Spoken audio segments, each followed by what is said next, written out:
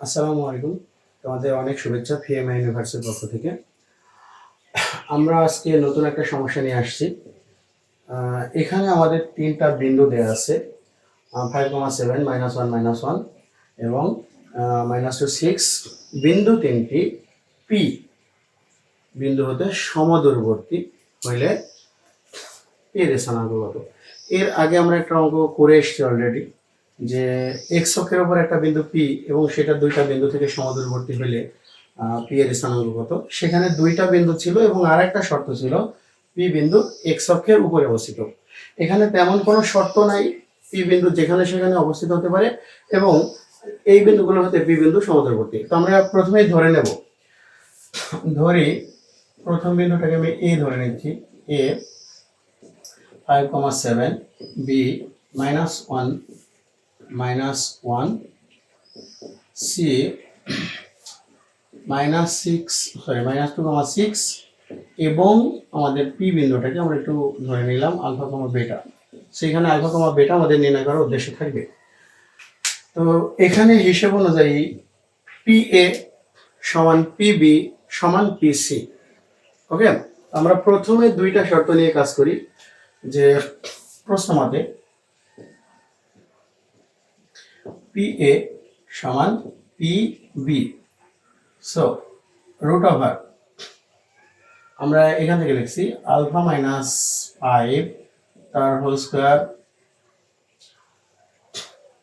বেটা -7 তার whole square equal under root alpha +1 whole square beta +1 whole square. এই অঙ্কগুলো একটু বড় হয়ে যেতে পারে, যার কারণে আমরা চেষ্টা করবো একটু লাইন গ্যাপ দিয়ে করে ফেলা। তো তোমরা যারা বুঝতে পারবে খুবই ভালো, না বুঝতে পারলে একটু লাইন বাই লাইন করে দেখবে। সো আমরা এখানে লিখতে পারি alpha square plus beta square -10 alpha -14 beta plus 25 plus 49 74 equal, এখানে আমরা করব alpha square plus beta square plus 2 alpha plus 2 beta plus এখান থেকে 1 এখান থেকে 1 2। এই টোটালে আমাদের এই অংশটা কেটে যাচ্ছে।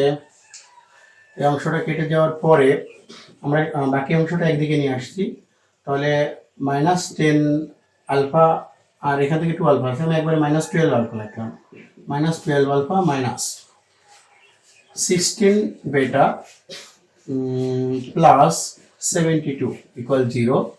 সো আমরা চেষ্টা করতেছি এখানে একটা সংখ্যা দিয়ে কেটে দেওয়ার, 4 দিয়ে -4 দিয়ে ভাগ করতেছি, 3 আলফা প্লাস 4 বেটা -18 ইকুয়াল 0। এটা আমাদের ইকুয়েশন নাম্বার 1।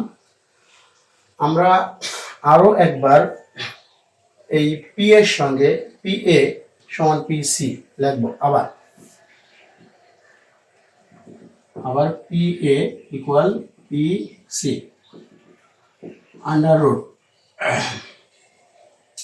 পি এর ক্ষেত্রে এটাই মানাইবে, আলফা -5 হোল স্কোয়ার বেটা -4 হোল স্কোয়ার। পি সি এর জন্য আন্ডার রুট আমাদের চলে আসছে আলফা +2 হোল স্কোয়ার প্লাস বেটা -6 হোল স্কোয়ার। সেখানেও আমরা ক্যালকুলেশনটা একটু লাইন গ্যাপ দিয়ে করার চেষ্টা করতেছি। Alpha square plus beta square -10 alpha -4 sorry এটা আমাদের 7 ছিল, 7 14 beta plus 74 equal alpha square plus beta square plus 4 alpha -12 beta plus এখান থেকে আসছে আমাদের 2 আর ওখান থেকে আসছে 36, ইন টোটালি 40। সো আমরা এখানে একটু দেখি, আলফা স্কোয়ার বেটা স্কোয়ার কেটে যাচ্ছে, কেটে গেলে আমাদের এটা হচ্ছে -14 আলফা। আমরা এটাকে নিয়ে এসে একবারে ক্যালকুলেশন করতেছি, এটা এদিক নিয়ে আসলে প্লাস এটা টু বেটা, এই যে 12 এদিকে আসে যোগ হয়ে গেলে, আর এটার সাথে আমরা ক্যালকুলেশন করলে আমাদের এটা হচ্ছে +34 ইকুয়াল 0। সো আমরা এখান থেকে -2 দিয়ে ভাগ করে দেওয়ার চেষ্টা করতেছি। অতএব 7 alpha plus beta minus 17 equal 0, এটি ইকুয়েশন 2। তো আমরা এখন প্রথম সমীকরণ এবং দ্বিতীয় সমীকরণটা সমাধান করলেই আলফা বেটার মান পেয়ে যাব। আলফা বেটার মান পেলে আমাদের পি এর মান হয়ে যাচ্ছে। তো সেই অনুযায়ী আমরা এখন বজ্র গুণন পদ্ধতিটা আমি ব্যবহার করব, বা আর গুণন পদ্ধতি যেটা বলা হয়। তোমরা চাইলে যে কোনোভাবেই সমাধান করতে পারো। অবশ্যই এর ক্যালকুলেটর দিয়েও এক প্রকার সমাধান করা যায়। আমরা দেখব শেষের দিকে এটা ক্যালকুলেটরে সমাধান করে কত আসে। 1 ও 2 8 গুণন করে পাই।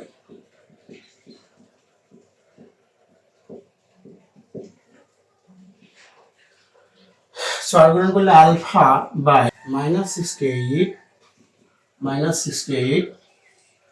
আর এদিকে আমাদের ক্যালকুলেশন করলে হয়ে যাবে +18 ইকুয়াল বেটা বাই আসতেছে আমাদের সমীকরণ এটা না, -126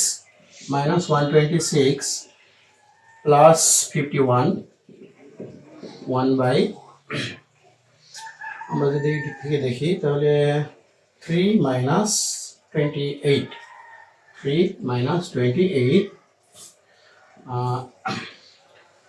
ইকুয়াল আলফা বাই -50 বেটা বাই -75 এবং 1 বাই -25। সো এখান থেকে আমাদের আসছে আলফা সমান 2 এবং বেটা সমান 3। অতএব বিন্দুটি, অতএব পি বিন্দু স্থানাঙ্ককে আমাদের নির্ণয় করার উদ্দেশ্য ছিল। পি বিন্দুটি হচ্ছে 2,3। এই হচ্ছে আমাদের বিন্দুটা। তো আমরা ক্যালকুলেটরেও এটা করা যায়। ক্যালকুলেটরে করার নিয়মটা আমরা একটু বলে দেব, তোমরা টেস্ট করে দেখবা যে এটা আসছে কিনা। আমরা এটা ক্যালকুলেটরে সমাধান করার জন্য এসছি, একটু দেখি ক্যালকুলেটরে আমাদের কি সমাধান দেয়। তো আমি এখানে ব্যবহার করছি FX 100 ms। যারা 100 ms এর উপরে ব্যবহার করবে তাদের তো আরও ভালো হবে। তো প্রথমে তোমরা এখানে আমি যেগুলো বলবো সেটা অনুসারে করলে পেয়ে যাবে। প্রথমে এখানে তোমরা কয়েকবার মোড চাপলে দেখবে প্রথমে চলে এসছে EQN। এই EQN দিয়ে বোঝানো হয়েছে ইকুয়েশন, এবং এর নিচে লেখা আছে 1। অনেক ক্যালকুলেটরে শুধু EQNটাই থাকে, আর পাশে এখানে MAT VCT এগুলো লেখা আছে। অনেক ক্যালকুলেটরে এটা নাও আসতে পারে। তো EQN এর নিচে লেখা আছে 1, আমরা 1 চাপবো। 1 চাপলে আমাদের এখানে চলে আসবে আননোন বলে নিচে লেখা আছে 2 এবং 3। তো আমরা যে সমীকরণটা সমাধান করব 1 নম্বর এবং 2 নম্বর সমীকরণ, এখানে আমাদের আননোন ফাংশন অর্থাৎ অজানা মান দুইটা, আলফা এবং বেটা। তাই আমরা আননোন 2 কে সিলেক্ট করব, মানে 2 চাপবো। 2 চাপলে আমার প্রথমে চলে আসবে A1। তো A1 এর জন্য প্রথমে আমার এই সমীকরণটাকে বিবেচনা করতে হবে A1 x বা A1 আলফা প্লাস B1 বেটা, আর এই যে C1 এটা কাজ করবে এটা সমানের ওই পাশে ধরে নিতে হবে। অর্থাৎ আমরা সমানের এই পাশে রাখছি, কিন্তু এটা সমানের ডান পাশে ধরে নিয়ে বিবেচনা করতে হবে। অর্থাৎ এটাকে আমরা যখন বিবেচনা করব তখন লিখবো 18।